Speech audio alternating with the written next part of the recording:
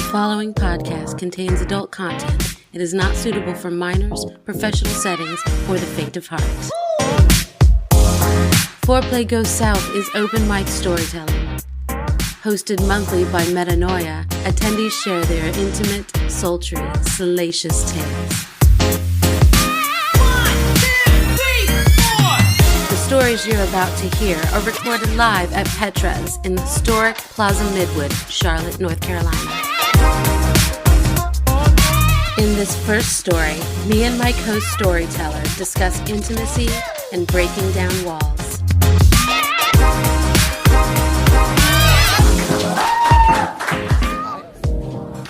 Hi. I've never seen it from up here before. I know, it's great. We got a virgin on the stage, guys. Happy birthday, first timer. Yeah. All right, so the story we're going to talk about, it's fun, it's deep, it's emotional. So starting out, I was watching Sex and the City. Yes. I love that show. It's my they're kind of like my old best friends. I've known them for so long, and I go back and revisit them every couple of years. I love them. Anyway, there's this one particular episode where all the girls, well, most of the girls go to this workshop in somebody's house where this woman is teaching tantric lingam massage. It's very funny. She brings out her partner and demonstrates this lingam massage, which is if you guys aren't familiar, that's just fancy for hand job. In front of all the people. Very fancy hand job. Very fancy. It's very fancy. It's more detailed than that. Anyway, so I got it in mind. I got a wild hair, and I decided, I want to do this lingam massage. I love to give head. I love it. It's one of my favorite things. I know, humble brag. But I've never really been a big fan of hand jobs. I've always felt really awkward doing them. I don't know. I just felt awkward. I didn't feel like I knew what I was doing. Most of the partners that I've had have not been very verbal in feedback and such, so I didn't really feel like I was learning anything. And it's one of those things that when you're so uncomfortable or feeling like you don't have confidence in something, you just kind of start not doing it. Like you're like, I'm just not going to do that. I don't see that over there. And so that's kind of how that had gone for a long time. And I have found more recently that I actually really, really like giving hand jobs now that I know what I'm doing. I didn't really go through a tutorial or anything. This man right here, he's very vocal. He's not verbal. He's not really telling me what to do. I've learned with him, along with, I think this is common with a lot of people, that once his dick is engaged, like he can't put words together. No, all it comes out is a laugh because you're aware of just this dial tone in your brain. Like, you could ask a question. I don't know. Words, I don't know. What are those things? But so he's not very verbal, but he's very vocal. So I know when I'm doing something right, which is good. Which is often. Yay, thanks. Anyway, so I decided I'm going to do this lingam massage. I don't tell him I'm going to do this. I just spring it on him one day. It's like we had dinner and we were watching, I don't know, Brooklyn Nine-Nine or something. Sure. And I was like, I know, right? I was like, hey babe, we're boring. No, I'm just kidding. That's a Brooklyn Nine-Nine. I think if I recall right, you did one of these. Oh, yeah. This is how I know she's plotting something good or bad, and maybe there's an evil cackle. There was obviously an evil cackle. Of course. Definitely. So I was like, I have an idea for us. You're going to like it. So, I'd done some research into this. And the whole thing with tantric and lingam massage, it's not all about just sex. It's about connecting with your partner, mentally, emotionally, all of that stuff, physically. Yeah. And so, I wanted to add that element in there and kind of begin this whole experience with that, with the touching and the stroking of non-sexual body parts and the eye contact and all of that. It's born very much on intentionality as opposed to raw energy and emotion, although that's a part of it. But yeah. Yeah. It's interesting because long time ago, way back when, I used to study and practice pagan religions and such, and I did a lot of energy play back then. And I had a lot of fun with it. It felt it was fun to explore, and it was fun to experience, and it didn't feel weird in any way. And this was like 20 years ago, but exchanging energy with another human being was something that just seemed natural and was fun to explore. But I felt like it felt kind of awkward. I felt like out of shape in it when I started to try and do this with him. And, it made me realize after the fact, and I'll get more into this later, but it made me realize that, as you get older and you go through a lot of experiences and stuff, I had built up this block to intimacy that I didn't realize was there. So it was an interesting experience that, once we get into this and I realize that like I'm so out of touch with this thing that I used to, it was a little scary, honestly, but we worked past that. And so a lot of lube later, we did this whole, I'm not sure how much of the details I want to go into. Details. What? Take notes. There was a lot of lube. It was very, very, very slippery. I learned a new hand maneuver thing that I love to do. Y'all take notes on this. Oh my gosh, it's so fun. We need an example. I know, okay, so. You're going to have to move back, sir. We're going to need to move back so we can see what you're doing. New favorite move. You got the head of the cock here, and I like to, with one hand. So if this is the frenulum right here, that's this side. And so with one hand, you kind of move in up and down, and with this hand, you're doing this circular thing, and you're doing it at the same time. And apparently, it's really fucking amazing. Homework. Everybody has homework. Homework. Yes. I'm gonna need your stories later. Yeah, there you go. That's just good. Yeah. It was a lot of fun. I don't know. I just started. It was weird because I just started experimenting. I just started doing things. Like, what is this? How is this? What is this Can gonna I do? do it? Yeah. It has my attention. Yeah. I have its attention. So, anyway. Wait, you were able to talk during that? No, there was vocal, not verbal. Yeah.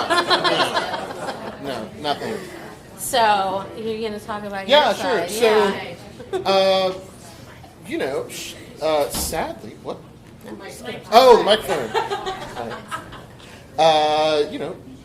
Perhaps sadly, I had never had a partner that would be intentional about, like, this is a time for you. Not just a time for us. And, like, there's a trade back and forth that goes with that. And so, my own version of a barrier was to get a little comfortable with that, because that didn't seem natural, and it didn't seem, quote-unquote right, or what have you. But she's really good at putting people at ease, and she's good at putting me at ease, which is a strong, hard energy, no pun intended, to wrestle down into focus. So I was very surprised, because a small amount of backstory. I've had surgery, like about 12 years ago or so. I had a hernia surgery. And, the surgeon explains what's going on and, like, how they're going to do surgery or whatever. And, like, oh, here's a list of things that are risks. You'd have a heart attack or something, from the anesthesia or whatever. Or you could lose total feeling in your genitals. And it's like, come again? And he said, no, never again. Never again. So, fortunately, I didn't land quite into that category. But ever since, I've had this area, this large on my leg, very close, we dodged a bullet there. That the sensation is one where there's touch is it's numb to it, but pressure is red as pain. And as you can imagine, the things that go on down there, like that's a confusing feeling that can take one out of the moment. And it's always been there. I've warned all my partners about it. If I react strangely, like, don't worry, it's just this thing or whatever. And I had warned her about that too. But to my surprise, this born sort of out of that trust of her touch and letting her just have it's not about control as much as it is just like allowing that person to do what they wish. And anyway, I was surprised that I was able to sort of tolerate that. And I wanted to tell her, but I also, in that moment, but I also had no brain activity in the verbal area of anything other than like guttural sounds. But I do recall, like, I'm looking forward to sharing this. And after the fact, in the little aftercare, we kind of post-game discussion and stuff. And that neurological connection was remade. That feeling isn't there anymore. It's normal skin. It's like it never occurred to me that was possible. But my own version of a barrier to break down was that anyone that's had any kind of surgery when you're cut open knows that like nerves heal weird, and there's a version of a protection that you develop over that, especially during the healing process, that I wasn't aware that I never sort of let go of. But yeah, with a little bit of trust and a lot of touch and time and intentionality, like actual sexual healing. It was really fun to hear him talk about that, and how he recognized that this sort of neurological thing that had occurred that transmitted this discomfort or this numbness, this pain to his brain had become rooted in a psychological protection thing. Very much. And so that was really interesting to hear about. And so I think, it was one of those experiences that you don't get to being in your 40s without scars, physical scars, emotional scars, psychological scars, and all of that. And so, it was a fun experience in that we were able to kind of explore through some of those scars and recognize that they existed, that they were, barriers or blocks that existed that we didn't even realize how they existed. So, yeah, it was fun. And that's our experience.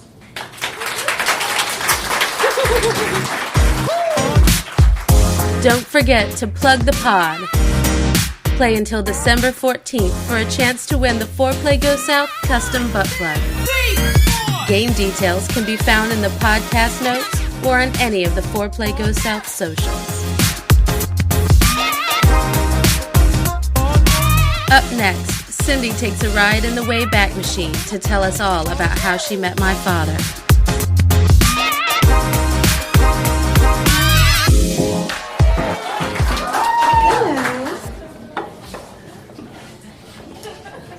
So it's been a while since I've been up here, no, 2 months. Okay. So for anybody who doesn't know, I am M's mom. I don't know if she wants me to tell people that, but I do anyway. So a gentleman told the story earlier about how he met his wife, so I decided that inspired me. I thought I would tell the story of how I met your father. Which is actually pretty innocent because I was young and I was a virgin. So anyway, when I met him I was. Anyway, so I'm in my sophomore year of college. So yes, I was older when anyway. So I'm in my sophomore year of college, and I go to this some sort of a Christmas party thing. I don't know, at somebody's apartment complex clubhouse thing. Anyway, I go. I got invited. I went, and went with a couple of friends, and I'm there with. And I'm just mingling, and and I'm really pretty shy. I don't really talk to people real easy, or at least I did back then. Still don't. Anyway, I'm seeing a couple guys up at the bar, and one of them is really, really, really pretty. He's a really nice looking man. And so one of the girls I'm watching, one of the girls that I had come with, she's asked me how I was doing. I said, no, I'm fine. I'm watching that guy. Who is that guy? And she goes, oh, that's. I said, I'd like to meet. And she goes, oh, well, maybe I'll introduce you later. And I'm like, oh, fuck you, bitch. If I want to meet, I will meet. So I went up to the bar and I got a drink, and I managed to, because this is how we did things back in the 70s. So I managed to drop my earring. And I'm like suddenly looking around on the floor, and he looks down and he goes, what are you looking for? And I said, I can't find my earring. And he gets down and he's on the floor with me looking, and he finds my earring because I pushed it over toward him. And so anyway, so we start talking, and he gets my phone number, and then he does not call me. I'm like, well, okay. In the meantime, I go to a party, and I'm having a really, really nice time, and I actually got smoked weed for the first time in my life. Another late bloomer. So anyway, so I'm there, and I'm high as a kite, and I meet Boris. Boris. I know. He was from Yugoslavia. And he was wearing a shirt that had Boris and Natasha from Rocky and Bullwinkle, you know. And when I asked him what his name was, he told me it was Boris, and I didn't believe him because he was wearing the stupid shirt. And I'm like, you just made that up. And nobody's named Boris, you know. So he had to get his driver's license out, and his name was Boris. But anyway, so I meet Boris, and so like Boris got my number. Boris called. So the next weekend I go out with Boris, and prior to this I had been in a relationship with some guy that had sworn he was not going to have sex until he got married, and I was a good Catholic girl, and I was the same way, and then he broke up with me, and I'm like, what the fuck have I been waiting for?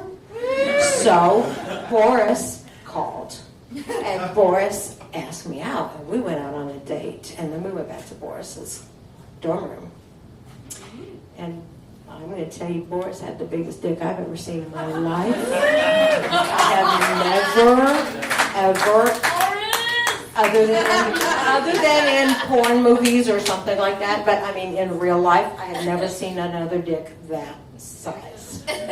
My last boyfriend was black, and I've still never seen another dick that size. Anyway, it hurt. I was a virgin. It hurt. I cried all the way through it. I went out one more time with Boris. I cried all the way through that too. Boris stopped calling. But then after that, called. Actually, and I were in a class together, so we started sitting together in class and started seeing each other, and the rest was history. I say was because we've been divorced now for a long time. But I got two beautiful girls out of it, so I cannot complain.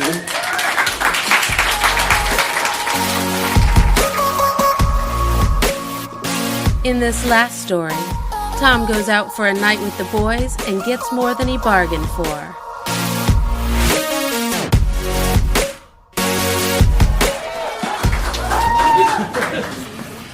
My story tonight is actually how I met my first and only wife. So, going back many years, 20 years, to a time, pre 9/11, getting on flights without being cavity searched. I worked at a steel mill in those days. I was working, I was towards the end of a 10-day long, 10 on, 4 off shift.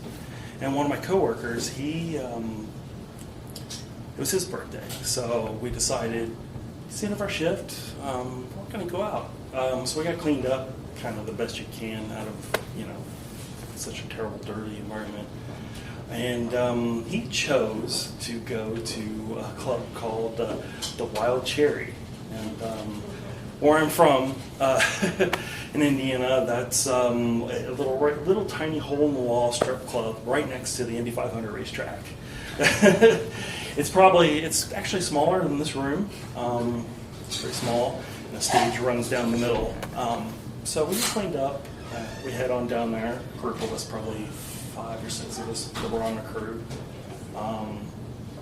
And we walk in. It was probably 11:30 that night. And on stage is there's a woman dancing. I'm like, okay, cool. You know, I mean, I didn't expect much from this club, but this is all right. So we walk in. Everybody orders their drinks. We're kind of hanging out. My buddy, it's his birthday, he's talking to the woman who just got off stage. And he's like, oh, my buddy, you know, she has some tattoos and stuff like I do. And my buddy's got some tattoos, can talk to him.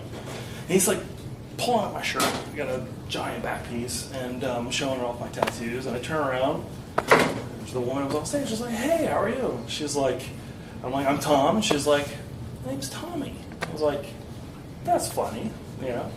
So throughout the night, she keeps coming over and talking to me, and I'm like, you know, I really tipped her and stuff. Like, it's kind of weird. So the night continues on, and she gives me a lap dance, and it was like very aggressive. And I'm like, awesome, this is pretty cool. And 3 o'clock. In Indiana, the bars close at 3 o'clock. It's at 2. So she walks over. I'm like, hey, I'm getting ready to head out, have some breakfast. Do you want to come? She's like, sure, why not? And so we go down, meet at the Denny's, a local Denny's. They have, I don't know, a Grand Slam or whatever. Everything's going pretty well. I'm like, wow, awesome. This is going pretty well. Like, so I'm like, well, it's 6 o'clock in the morning. The sun's coming up. I've been up all day, all night. And I'm like, so, I'm gonna go home. Do you want to come hang out? And she's like, sure. And I'm like, wow, that's just pretty sweet. So she comes over. One thing means a lot another. We start kissing it, making out. This is pretty awesome. And so we go back to my bedroom. I live in this tiny little 1-bedroom apartment. I'm like 22 years old. I don't have any money. And we hook up. And I just I love eating pussy. It's like my favorite thing to do. It's like the best. So I start going down on her, and she's like making all kinds of noise. And I'm thinking like, my neighbor's gonna get really pissed off. But I'm like, I don't care. So we keep going on, and somehow we make it to the living room, and I'm on the floor. And she's like, I want to suck your dick. And I'm like, all right, this is great. I'm like, this is the best night I've ever had. So she starts just like, I've never had a blowjob like this. Like, I mean, now I have, but then it was like the best one I ever had. And I'm like, I'm gonna come. And she's like, mm-hmm. I'm like, I'm 22. Most of the time, like, I've been with very, very vanilla girls. And I'm like, I'm going to come. Because normally they're like, don't you come in my mouth. Like, don't come in my mouth. So, like, I'm about to come. She's like, mm-hmm. And I explode. And she just takes all of it. Like, I couldn't believe it. So, 5 years later, we get married.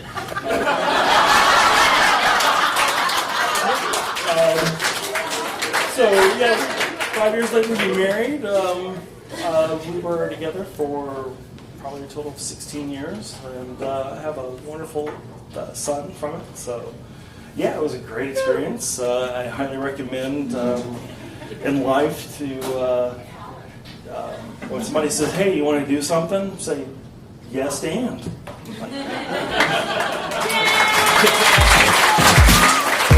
That's it for this episode. Go check out the Plug the Pod link in the show description. Our game winner will be announced during the live event at Petra's on December 21st.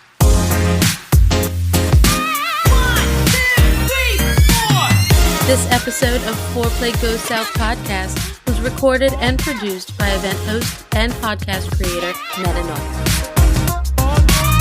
These stories are recorded live every third Tuesday of the month at Petra's in Charlotte, North Carolina. For more information about Foreplay Goes South, follow us at ForePlayGS on Facebook, FetLife, Instagram, and Twitter.